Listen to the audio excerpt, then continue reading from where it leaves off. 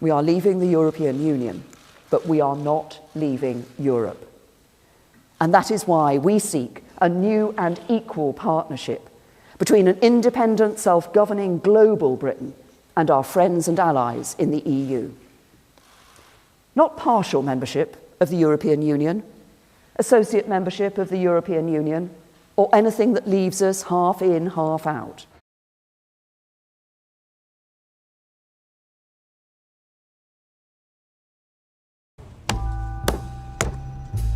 But regulation doesn't just stifle competition at home. To illustrate this, let us imagine a less than efficient European manufacturer. The firm was great back in the day, but over the years they've let things slip a bit. The factory's a bit shabby, but it's homely, and they like to do things the traditional way. Oh crikey, what's this? A pesky new rival firm somewhere in Asia. They've got lab coats. And just look how good he is at maths. His mate too, not quite as good. And they're checking all the products, the big swats.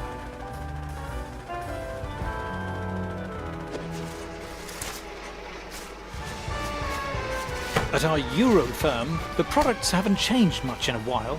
And what's the point of a fancy new machine when you can give customers the hands-on personal touch?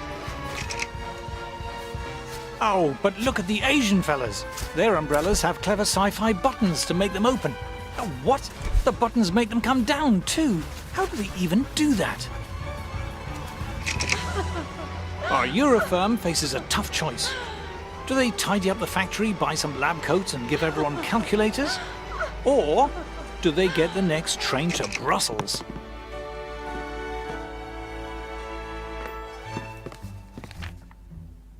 Over at the EU Directorate of External Relations Commission Council, a sympathetic official hears the problem.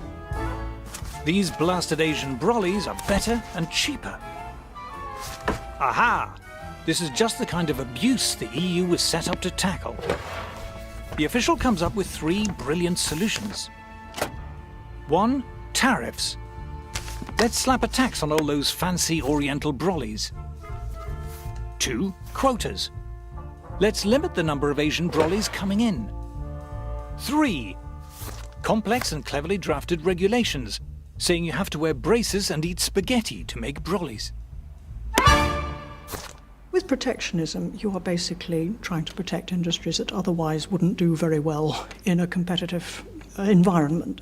Otherwise, you wouldn't bother to protect them. You only create a trade barrier because somebody else has got a better, cheaper product. Otherwise, why would you create a barrier? What we have here is something that portrays itself as a free trade area, but is actually erecting barriers and walls to the rest of the world. Our inefficient manufacturer is delighted. But how about the rest of us? If you are propping up and sustaining inefficient ways of doing business, then the people who suffer are the customers. You are preventing your citizens from accessing better, cheaper products. You name it, TVs, laptops, sofas, EU regulation and trade barriers pushes up the price of everything. The cost of living goes up, Europeans get poorer.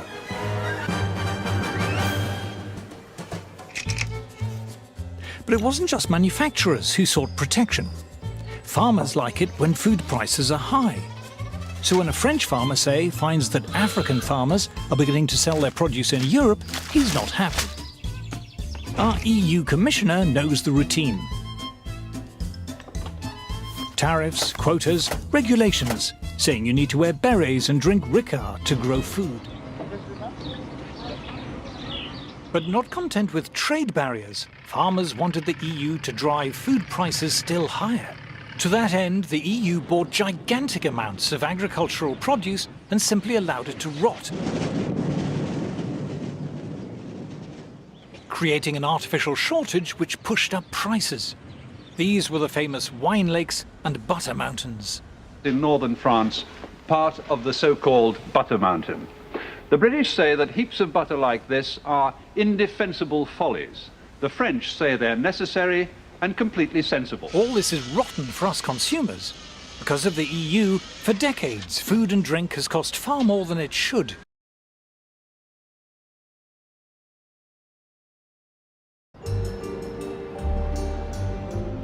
But it gets worse. Let's look at protectionism and the steel industry. If you're a steel producer, you don't like the idea of cheap steel coming in from America or Asia. You'd much rather the EU shove up some trade barriers. Great for steel producers, but what if you're a steel consumer? Suppose you make bridges or railway lines or cranes or robots or ships or trains or cars or space shuttles or other things made of steel. You now have to pay more for your steel than your competitors in, say, South Korea or Brazil. Protecting one producer has raised costs for other producers. The disease spreads. Instead of one uncompetitive industry, we now have many. I've come to the Tate & Lyle sugar refinery in London. In the raw sugar shed, over 60,000 tons of raw cane sugar stands ready for processing.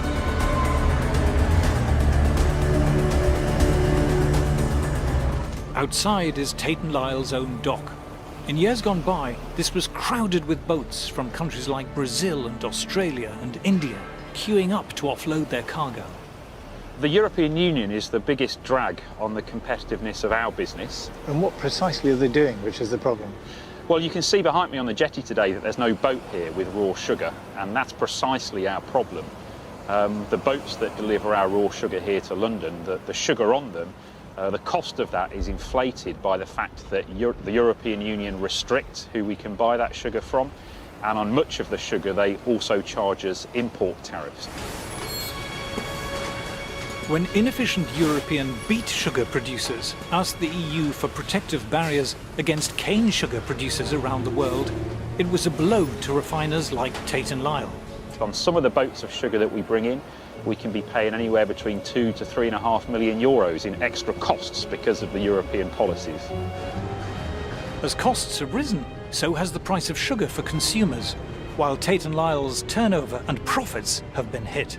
It threatens the 850 jobs here in East London, and it's meant that we've had to downsize the refinery by about 50% since 2009. How strong is the feeling against the EU at the moment here? Walk around the refinery, talk to the people here. They absolutely know that no matter how hard they work, no matter how productive they are, the regulations that the European Union set can still crush us. Protecting inefficient producers ends up dragging down good producers. Whereas up till 2009 we were exporting 300,000 tonnes of sugar, because the European regulations have made us uncompetitive. Not only have we stopped exporting that sugar, but we also now face around 250,000 tonnes of imports into the UK to compete with as well. So it's a double whammy, if you like.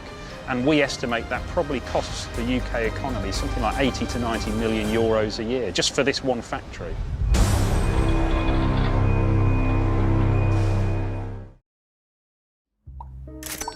Protection hurts consumers who have to pay more for inferior products. It hurts industries whose costs are forced higher. In the end, it even hurts the firms who are protected. Protecting a firm from competition does not make it more competitive. Suddenly you can relax and put the kettle on. Competition forces you to be sharp and buck up your ideas. Remove that and it's like pulling the plug out. By protecting more and more industries year after year, Europe has ended up with a moribund, ailing economy.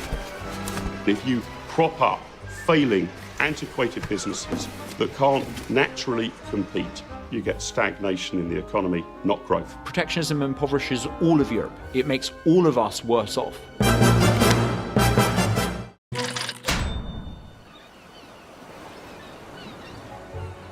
For centuries, fishermen's huts called shields lined the River Tyne. The seas here are rough, but the water is rich in mackerel, haddock, salmon, herring, cod, skate and shrimp.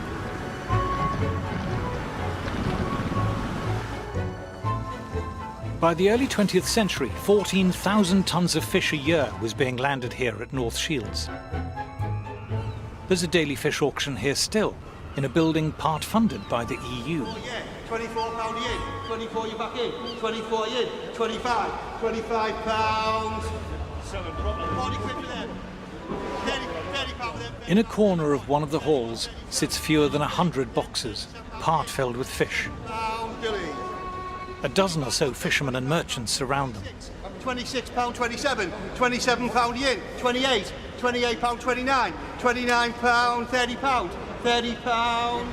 74-year-old fish merchant John Ellis has been buying at this auction since the 1950s. Better place, £6 with it. When I started working down here, there was about 200 firms working on the quay.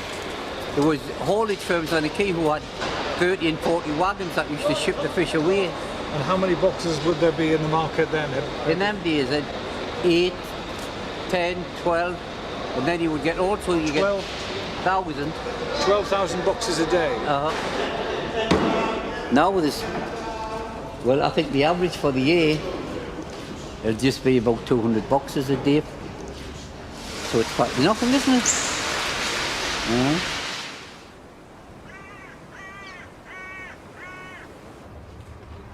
The EU has been paying British fishermen to destroy their boats. Cutting the old wooden boats up and burning them. The EU pays fishermen to leave an industry and destroy their boats. That's right. While at the same time giving rights to people elsewhere to fish the same waters. Oh, that's right, When Britain joined the common market, it lost control of its fishing grounds.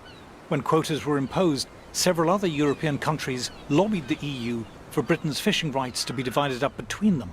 The British government was powerless to stop this. The EU has just obliterated the English fishing industry altogether. The quota system they've got now is it's just mad. Local fishermen were now banned from fishing in waters they'd fished successfully for centuries. There is still a prospering North Atlantic fishing industry, but only in countries that have retained their independence. Well, look at the Icelandics and the Faroes and the Norwegians. They sell millions of pounds worth of fish to us.